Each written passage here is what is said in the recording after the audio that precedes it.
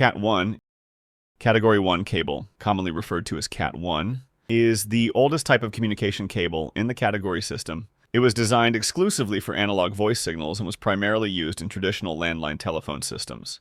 In terms of construction, Cat 1 typically contains only a single pair of copper wires and supports very low frequencies, which are sufficient for voice transmission but inadequate for digital data.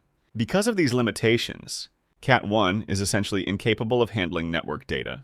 As computers began to require faster data communication and internet connectivity, this type of cable quickly became obsolete. Cat 1 does not support Ethernet, has no defined data rate, and lacks the noise control and signal stability required for data networking.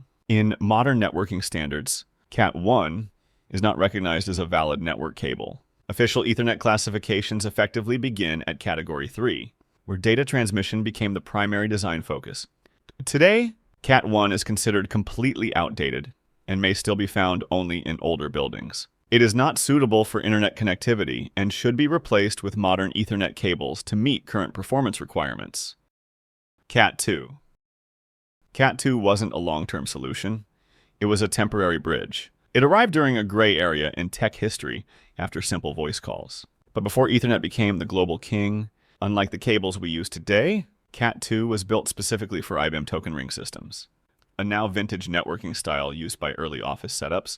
Technically, it was a solid step up from Cat 1 by introducing twisted wire pairs. It boosted signal stability and cut down on interference. This allowed for data speeds of up to 4 megabits per second. In its prime, that was plenty of power to link early computers and terminals within small organizations. However, its bandwidth was shallow and its noise resistance was thin, reflecting the limitations of that early era. The end came fast. As Ethernet evolved at breakneck speed, demanding tighter signal control and higher performance, Cat 2 hit its ceiling. It couldn't scale, and it couldn't adapt to the new standards when Ethernet eventually became the universal language of the internet. Cat 2 was left behind not as a foundation for the future, but as a fascinating technological side path. Cat 3. Category 3 cable, commonly known as Cat 3, marks the point where cabling officially entered the Ethernet era. Unlike earlier categories that were designed for voice or proprietary networks, Cat 3 was built with Ethernet data transmission in mind. It became the first widely recognized cable standard for Ethernet networking.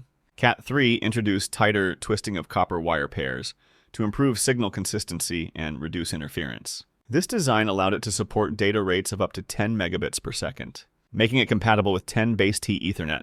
At the time, this was a major step forward, enabling reliable local area networks in offices, schools, and early commercial environments. For several years, Cat 3 served as the backbone of early Ethernet installations. However, as networks grew and data demands increased, its limitations became clear. The cable lacked sufficient bandwidth and noise resistance to support faster transmission speeds, and even modest upgrades beyond 10 megabits per second pushed it beyond its practical limits. As a result, Cat 3 was gradually phased out in favor of higher category cables that could handle greater speeds and improved signal integrity. Today, Cat 3 is no longer used for networking and is considered obsolete, though it played a crucial role in establishing Ethernet as a practical and standardized networking technology. Cat 4. Cat 4 is a copper twisted pair cable designed for early data networks rather than modern Ethernet. From the outside, it looks similar to other early network cables, with multiple insulated copper wires twisted together inside a single outer jacket. These twists help reduce interference and keep the signal more stable than older telephone-grade cables. In practical use, Cat 4 was built to carry digital data at speeds of up to 16 megabits per second. This made it suitable for limited local networks, such as early office systems and proprietary setups like Token Ring. It could handle basic data exchange, but only in controlled environments and over relatively short distances. Cat 4 was never designed for Ethernet and cannot support modern network speeds or protocols. Its bandwidth and noise resistance are far below what today's networks require. Because of this, Cat 4 is not suitable for internet connections, streaming, or any modern networking equipment. Cat 5. If you were to cut open a Cat 5 cable, the first thing you would notice is order. Inside the outer jacket are 8 copper wires, grouped into 4 tightly twisted pairs. Those twists are not decorative. They exist to keep electrical noise from corrupting the signal as data moves through the cable. This design allows Cat 5 to handle everyday Ethernet traffic reliably. In practice, it supports speeds of up to 100 megabits per second, which is enough for basic networking tasks such as connecting computers, accessing the early web, and sharing files on a local network. For its time, Cat5 delivered a noticeable jump in stability and consistency compared to older cabling. Where Cat5 begins to fall short is in modern environments. As network speeds increased and interference became more common, its limited bandwidth and weaker noise resistance became a bottleneck. While it may still function in simple setups, it was never intended to handle higher speed Ethernet or demanding data loads. Cat5 can still carry data, but it no longer matches the expectations of modern networks. In most cases, it is replaced by newer cable categories that offer better performance, cleaner signals, and greater headroom for future upgrades. Cat5e? At first glance, Cat5e looks almost identical to Cat5.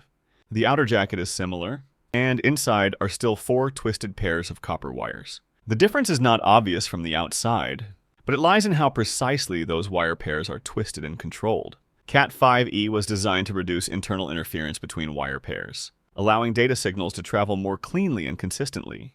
Thanks to this improvement, Cat5e can reliably support gigabit Ethernet at 1 gigabit per second over standard cable lengths. This made it suitable for modern internet access, video streaming, online gaming, and everyday home or office networking. In practical use, Cat5e strikes a balance between performance and simplicity. It does not require heavy shielding, remains flexible and easy to install, and performs well in most typical environments. For many users, it delivers all the speed their network equipment can actually use.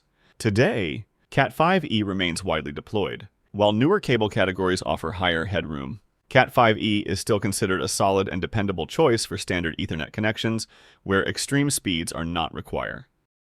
Cat6. Compared to earlier cables, Cat6 is thicker, firmer, and more structured inside. The 4 twisted copper pairs are often kept apart by a plastic spine or tighter spacing, helping the cable maintain clean signal paths even as data rates increase. This construction allows Cat6 to comfortably handle gigabit Ethernet and, under the right conditions, push into 10 gigabit speeds over short distances in everyday use. This translates to more consistent performance when multiple devices are active at the same time, such as streaming, gaming, file transfers, and backups happening concurrently. Cat6 also performs better in electrically noisy environments. Its improved internal separation reduces interference between wire pairs, resulting in fewer signal errors and more stable throughput. The trade-off is reduced flexibility. The cable is stiffer and slightly harder to route, especially through tight spaces. Cat6 offers extra performance headroom without the complexity of heavier shielding, making it a popular choice for users who want reliability and future readiness without moving into enterprise-grade cabling. Cat7.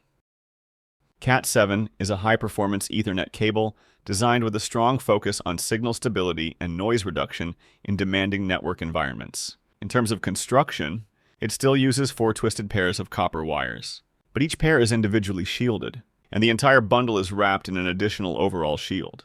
This multi-layer shielding greatly reduces electromagnetic interference, especially when cables are run close to power lines or bundled together. As a result, Cat7 can support 10 gigabit Ethernet with clean, stable signal quality across the full cable length. In practical use, Cat7 is commonly found in large office networks, structured cabling systems, and environments with high cable density where long-term reliability and signal integrity are more important than installation flexibility.